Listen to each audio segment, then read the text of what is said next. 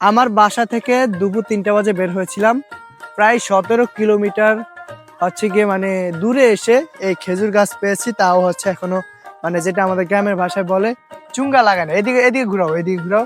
এই যে চুঙ্গা লাগায় না, তো তাই খেজুর রস যে পরে ওইটা আর কি দেখতে পারলাম না। হয়তো আরো কিছুদিন পরে হচ্ছে গিয়ে তারা খেজুর গাছের যে চুঙ্গাটা লাগাবে। তো ১৭ কিলোমিটার দূরে আসার একটাই কারণ, আমার এলাকায় যেই খেজুর গাছগুলো ছিল ওইগুলোতে এখন আর কাটা হয় না।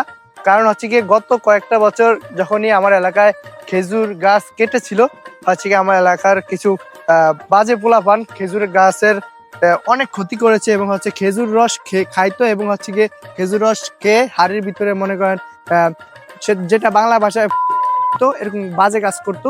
তো সেই কারণে হচ্ছে আমার এলাকায় এবার আর কোনো গাছ কাটে নাই। তো হচ্ছে গিয়ে সেই কারণে আমি হচ্ছে খেজুর গাছ দেখার জন্য এবং হচ্ছে খেজুরের রস কিভাবে পরে ওইটা আপনাদের মাঝে ফুটে তোলার জন্য ১৭ কিলোমিটার দূরে আসলাম।